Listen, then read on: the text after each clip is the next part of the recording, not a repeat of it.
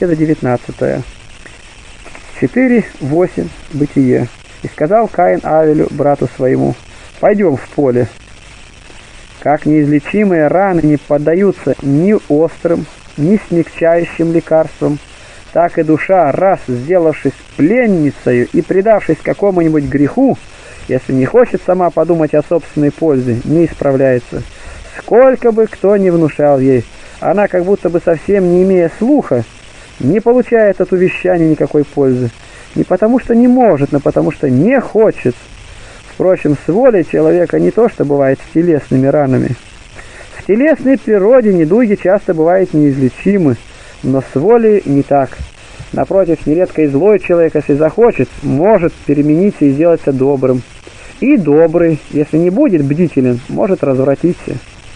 Господь всяческих, создав нашу природу свободной, хотя со своей стороны делать все, и следуя своему человеколюбию, и знает тайны, сокрытые в глубине души, увещевает, советует, предостерегает от злого дела, но не принуждает, а, предложив соответствующие врачевства, предоставляет все на волю больного. Так произошло теперь и с Каином. После такой Божьей заботливости о нем, смотри, в какое он впал неистовство. Ему надлежало, осознав свой грех, позаботиться об исправлении, а он, как пьяный, к первой болезни и ране прибавляет другую язву. И не приняв лекарства, предложенного ему с таким усердием, напротив, спеша привести в исполнение задуманное убийство, начинает дело хитростью, лукавством и льстивыми словами обольщает брата. Так звероподобен бывает человек, предавшийся злу. Насколько велико и почтенно по своей природе это разумное существо, особенно когда устремляется на делание добра, настолько же оно походит по жестокости на лютых зверей, когда уклоняется ко злу. Впавший в дикость их, это кроткое и разумное существо далеко даже превосходит и их лютостью. Посмотрим, что произошло и в настоящем случае. «И сказал Каин Авелю, брату своему, пойдем в поле». Слова брата о намерении убийцы. «Что ты делаешь, Каин? Разве не знаешь, кому говоришь? Не думаешь, что речь у тебя с братом? Не думаешь, что он родился от одной с тобой матери? Не понимаешь гнусности своего предприятия? Не страшишься судьи, которого обмануть нельзя? Не трепещешь при мысли о злодеянии? Зачем увлекаешь брата в поле и уводишь его из отеческих объятий? Для чего лишаешь его отеческой помощи? Что за странность, что ты теперь влечешь брата в поле, теперь пытаешься делать то, чего не делал прежде, и, заменяя братскую любовь личиной дружбы, хочешь поступить с ним вражески? Какое неистовство! Какая свирепость! Положим, что ты в ослеплении ума нисколько не обращаешь внимания на братское расположение, не познаешь и самой природы. Но за что так вооружился ты против того, кто ничем не оскорбил тебя? За какую вину и со стороны родителей хочешь причинить им такое огорчение и быть первым совершителем этого ужасного дела? Хочешь первый показать им эту насильственную смерть? Так ли платишь им за воспитание? Какая дьявольская хитрость возбудила тебя к этому делу? Разве можешь ты сказать, что благоволение к нему, Авелю, общего всех владыки, заставило его гордиться перед тобою? Не для отвращения ли тебя от этого убийственного намерения Бог подчинил тебе брата и поставил под твою власть, сказав к тебе его обращение, и ты господствуешь над ним? Действительно, эти слова нужно разуметь о подчинении брата Каину, а некоторые говорят, будто это сказал ему Бог о принесенной ему жертве, то есть дара, то есть ты сам воспользуешься им. Итак, предложивши то и другое объяснение, я представляю вашему благоразумию принять то, которое покажется вам более сообразным. А мне кажется, что это сказано о брате. И когда они были в поле, восстал Каин на Авеля, брата своего, и убил его. Ужасный поступок, пагубная дерзость, ненавистное дело, непростительный грех, замысел души зверской. Восстал, говорит, на Авеля, брата своего, и убил его. О, мерзкая рука! О, жалкая десница! Впрочем, не руку надо называть мерзкою и жалкою, но намерение, которому послужил этот член. Поэтому скажем так: о, дерзкое, гнусное и жалкое намерение! И чтобы мы не сказали, не скажем всего, чего оно заслуживает. Как не оцепенела его рука! Как она могла поднять меч и нанести удар! Как душа его не вылетела из тела! Как она возмогла исполнить это беззаконное предприятие! Как не поколебалась и не изменила намерение! Как не подумала о природе! Как не размыслила прежде совершения дела о его конце! Как он мог по совершении убийства смотреть на тело брата, трепещущее на земле? Как мог видеть труп, поверженный на земле, и не впал тотчас в изнеможение от этого зрелища? Если мы по прошествии стольких лет каждый день видим умирающих, притом естественной смерти, и нисколько не близких нам людей, сокрушаемся, и хотя бы умерший был наш враг, прекращаем вражду, тем более Каину следовало бы содрогнуться и тотчас же испустить дух, когда он видел, что тот, с кем он недавно беседовал, брат от одной матери и от одного отца, родившийся из одной с ним утробы, привлекший на себя Божье благоволение, вдруг лежит бездыханный и неподвижный и трепещет на земле. 169. Но посмотрим, какое после этого безбожного поступка и после такого преступления, не заслуживающего никакого извинения, посмотрим, какое снисхождение и человеколюбие являет Бог всяческих. И сказал Господь Бог Каину: это одно уже, что он удостоил своей беседы, совершившего такое преступление, какую показывает благость. Если мы часто гнушаемся и подобными нам людьми, когда увидим их совершившими подобные преступления, то тем более должно удивляться благому Богу, явившему столько терпения, и совершенно справедливо. Он врач и отец любвеобильный. Как врач он употребляет все меры и средства, чтобы страждущим лютыми болезнями возвратить здоровье. А как отец любвеобильный, он желает силой отеческой любви привести в прежнее благополучное состояние детей, по беспечности утративших свое благородство. Так как благость его безмерно велика, то он хочет и дерзнувшему на такое беззаконие явить великое свое человеколюбие и говорит ему: где Авель, брат твой? Велико и безмерно снисхождение Божие. Спрашивает Бог не потому, чтобы не знал, нет, он и с ним Каином поступил так же, как с отцом его. Ничто не мешает нам снова рассказать об этом. В самом деле, как того Адама, видя скрывающимся от стыда наготы, Бог спрашивал: где ты?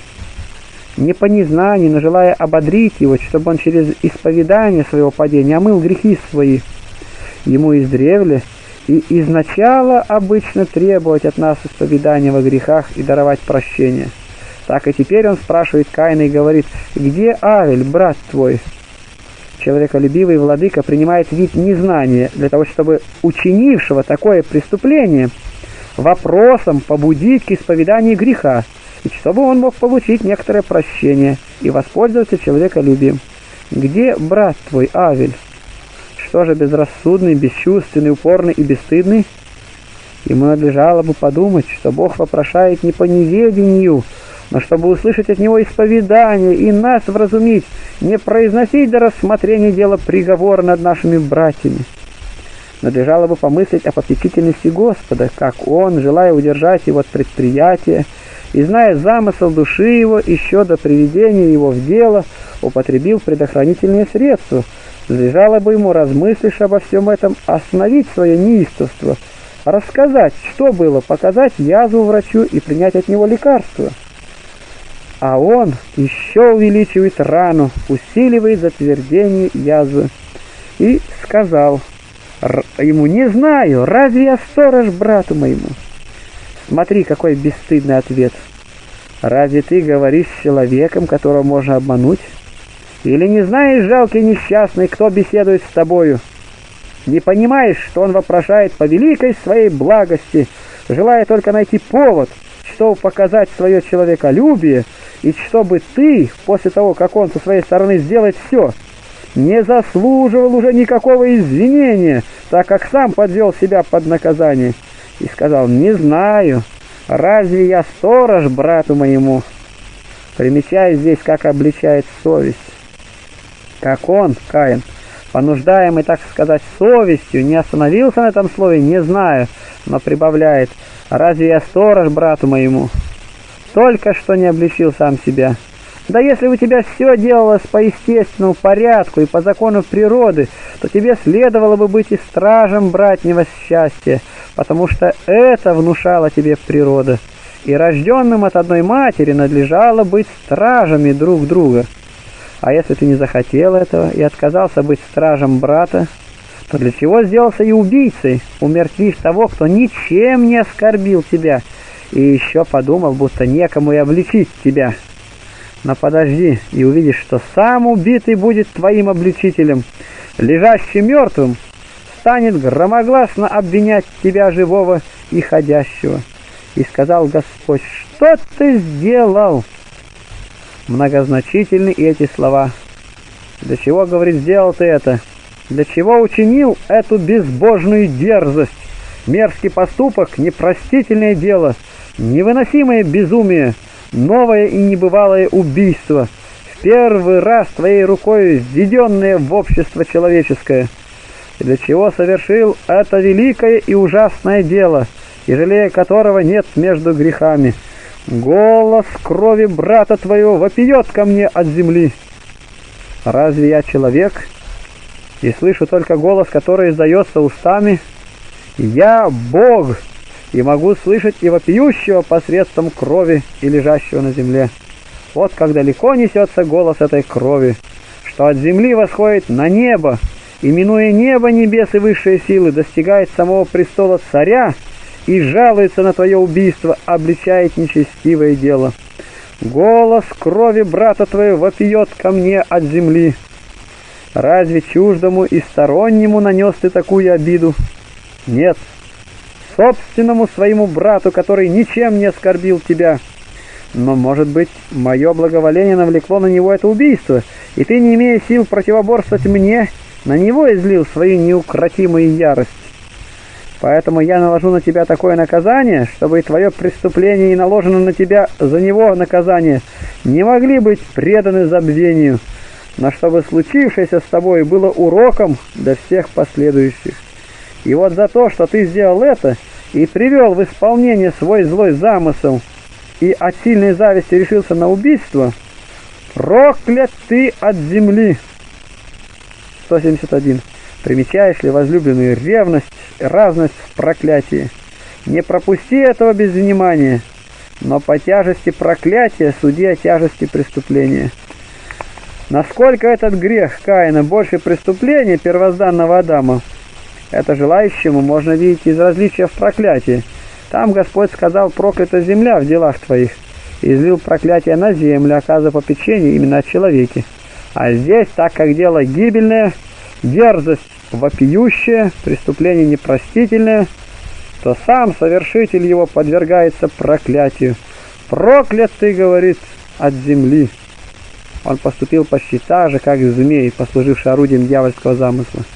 Как тот посредством обмана ввел смерть, так и этот, обольстивший брата и выведший в поле, вооружил против него свою руку и совершил убийство. Поэтому, как змей, сказал Господь: проклят ты от всех зверей полевых и земных, так и этому, потому что он поступил подобно тому, как дьявол, движимый завистью и злобой, не перенося неизреченных благодеяний, дарованных человеку с самого начала вследствие этой зависти, решился на обман, который вел в смерть. Так и этот, увидев, что Господь благоволит к его брату, от зависти подвигся на убийство. Поэтому Бог и говорит ему: проклят ты от земли. Проклят, то есть будешь от той самой земли, которая отверзла уста свои принять кровь брата твоего от руки твоей. Проклят будешь той самой землей, которая обогрелась кровью, пролитою так злодейски, такой нечестивой рукою. Затем Божественное Писание, яснее определяя проклятие, и говорит: когда ты будешь возделывать землю, она не станет более давать силы своей для тебя. Ты будешь изгнанником и скитальцем на земле. Велико наказание, тяжко бремя негодования. Трудиться, говорит, ты будешь, станешь прилагать со своей стороны все старание возделывания земли, напитанной такой кровью, но не получишь плодов от этих великих трудов. Какие не употребишь усилия, все они будут для тебя бесплодны. Да и на этом наказании еще не остановился. Но, говорит, сказал Господь Каину: будешь скитальцем на земле и изгнанником, стеня и трясыся будешь на земле. Вот еще величайшее наказание: беспрестанно стенать и трястись. Так как ты, говорит, во зло употребил телесную силу и крепость членов, за это обрекаю тебя на всегдашнее стенание и трясение, чтобы не только ты сам имел непрестанный урок и напоминание о своих беззаконных поступках, но и все, видящие тебя самым видом твоим, как бы громким каким голосом, вразумлялись не отваживаться на подобные дела, чтобы наложенное на тебя наказание внушало всем не обогрять земли такой кровью. Для этого не подвергаю тебя я скорой смерти, чтобы твой поступок не был предан забвению. Я заставлю тебя влачить жизнь тягчайшую смерти, чтобы ты самым опытом дознал, какое совершил ты преступление.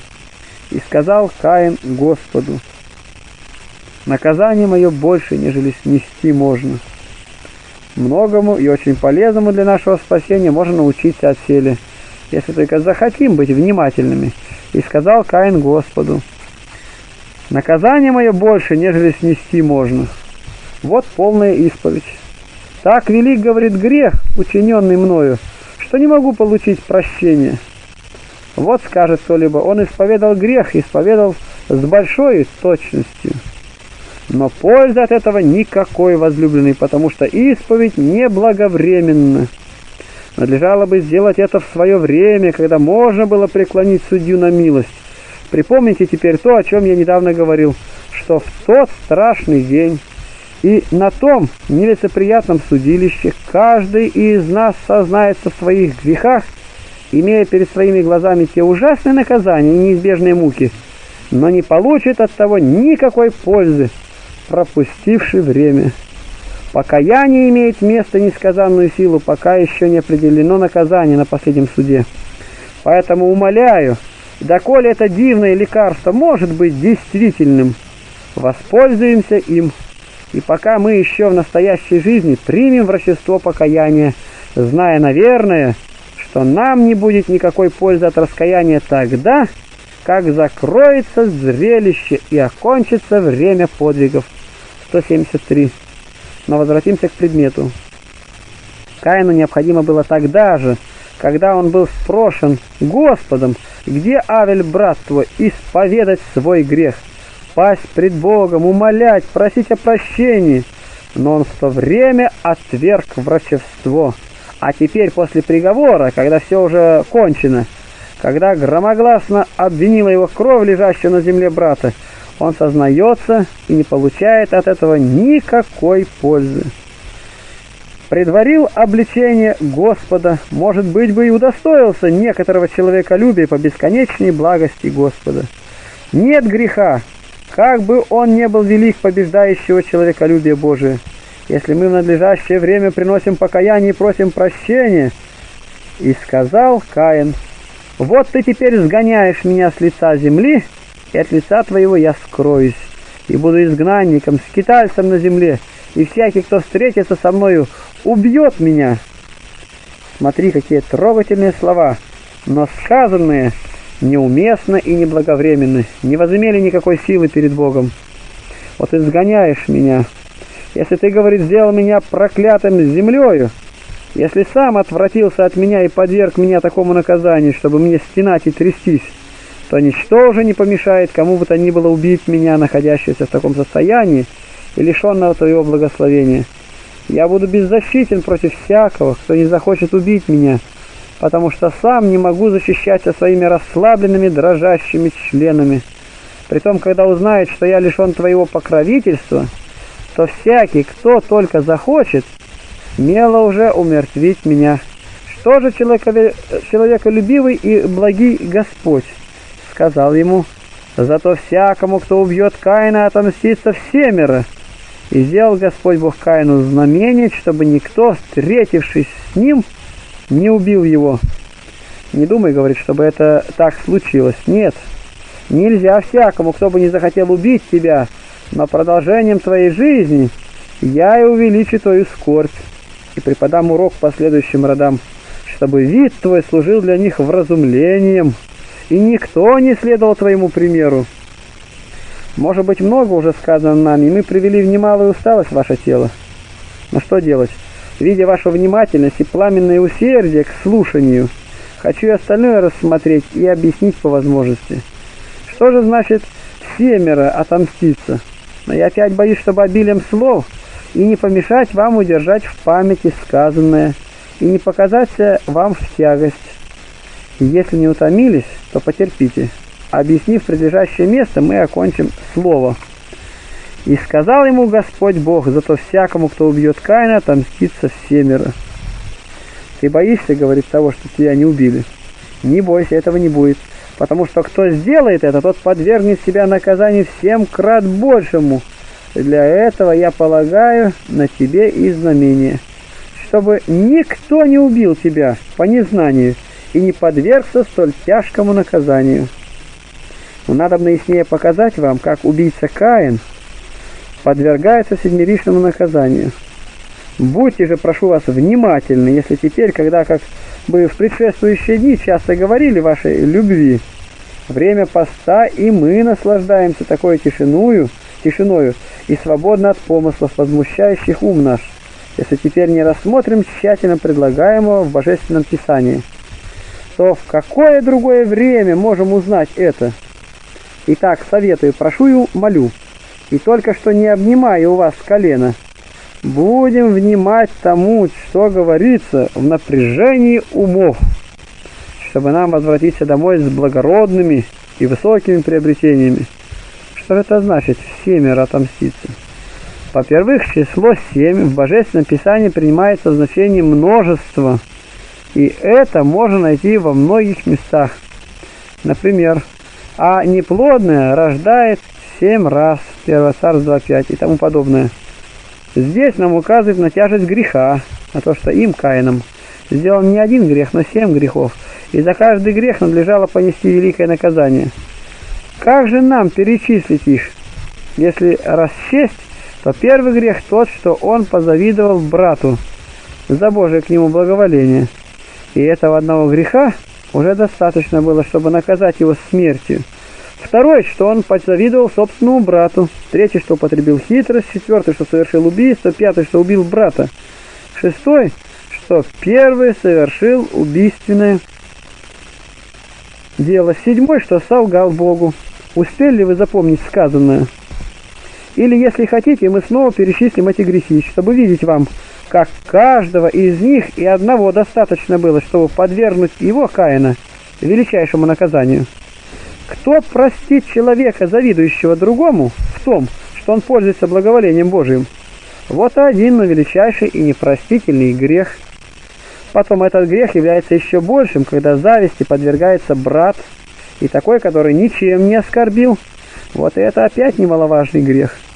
Третий грех тот, что Каин употребил хитрость, обманул брата, вывел его в поле и не постыдился самой природы. Четвертый – самоубийство, которое он совершил.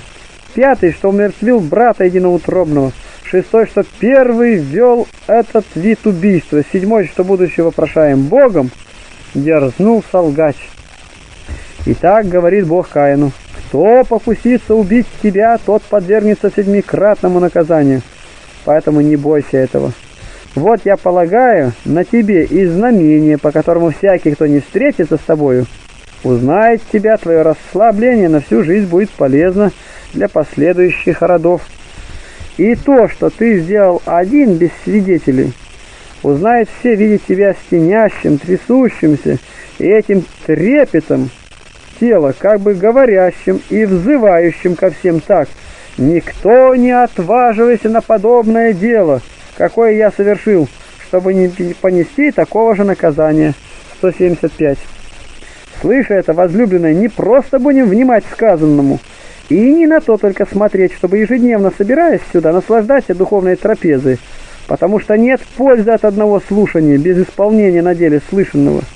Нет, помышляя о том, от чего Каин довел себя до такого непростительного и тяжкого греха, о том, что он от зависти к своему брату, ничем его не оскорбившему, отважился на такое жестокое дело, то есть на убийство собственного брата, будем остерегаться не столько того, чтобы самим нам не потерпеть зла, сколько того, чтобы не причинить зла другим. Тот действительно терпит зло, кто хочет нанести вред ближнему. И чтобы тебе увериться в справедливости этого, посмотри здесь, кто потерпел зло. Убивший или убитый? Очевидно, что убивший. Почему? Потому что убитый даже до ныне воспевается устами всех, ублажается и венчается, как первомученик за истину, о чем говорит блаженный Павел. Умер Авель и до ныне еще говорит. Евреям 11:4. А убийца и тогда вел жизнь несчастнее всех людей, и в последующие времена подвергается всеобщему осуждению и представляется в Божественном Писании как отверженный и проклятый Богом. И это еще в настоящей, конечной жизни. А что должно последовать с тем и другим в будущем веке, и что каждый из них, сообразно своему делу, получит от праведного судьи? Блаженство или противное этому, какое слово в состоянии изобразить? Никто не может изобразить ни этих радостей, ни скорбей. Одного примут Царство Небесное, и вечные обители, и лики патриархов, пророков и апостолов, и собор всех святых, где будет он царствовать в нескончаемые веки с Царем Иисусом Христом, единородным Сыном Божиим и Богом, а другого обымут гиенна огненная и все прочие вечные мучения. И будет он страдать бесконечные веки, а вместе с ним и все подобные ему преступники, особенно же те, которые в последующие времена предавались самым гнусным страстям, за что тем больше и наказание определяется от общего владыки. Послушай, что говорит блаженный Павел. Кто согрешил без закона и погибнут. То есть понесут более легкое наказание, потому что не получили от закона обличения, ни угрозы, ни исправления, а те, которые по закону согрешили, по закону и осудятся. Эти, то есть как поступавшие при помощи закона, подобно тем, подвергнутся тягчайшим и невыносимым наказаниям. И совершенно справедливо, потому что ни закон, ни примеры других подвергшихся такому несчастью не сделали их более благоразумными и скромными.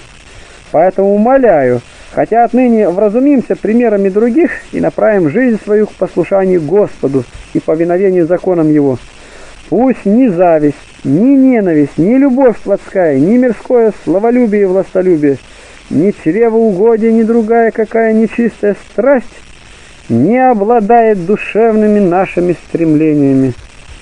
Но очистив себя от всякой нечистоты, временных наслаждений, и оставив все постыдное и низкие страсти, поспешим к блаженной той жизни и к тем неизреченным благам, которые уготовил Бог любящим Его, и которых да удостоимся все мы по благодати человеколюбия Господа нашего Иисуса Христа, с которым Отцу со Святым Духом слава, держава, честь, ныне и присно, и во веки веков. Аминь.